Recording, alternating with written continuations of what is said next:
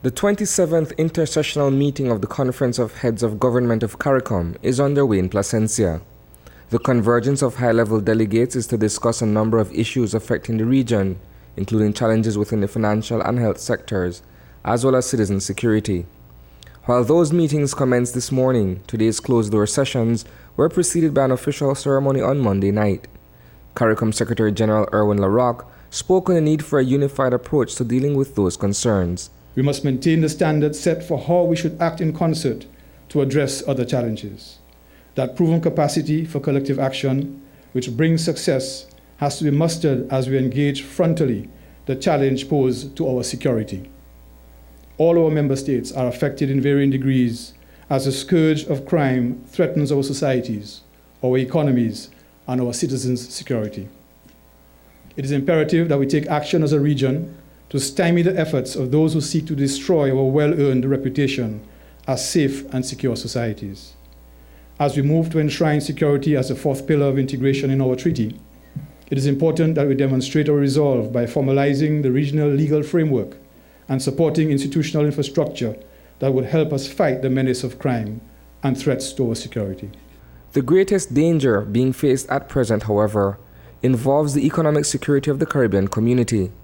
Threats to the banking sector as a result of what is known as de-risking have the potential of negatively impacting the region's financial well-being. Under pressure from their regulatory authorities in Europe and especially the US, banks in those jurisdictions have been closing their correspondent relationships with our indigenous financial institutions. This deprives our banks of the ability to keep US deposits, do wire transfers, facilitate credit card settlements for their local clients and our economy. The implications of this for our international trade, for our remittances, for our structures of production, consumption, and investment are so obvious as to require little further elaboration.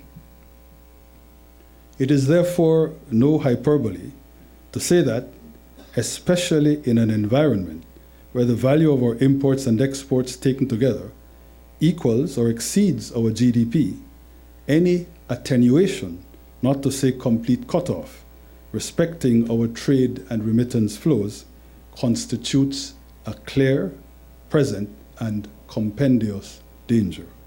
Other risks, particularly in the area of health, including the threat of Zika, according to Ambassador LaRocque, the Caribbean Public Health Agency, CARPHA, has been working tirelessly with member states in dealing with Zika.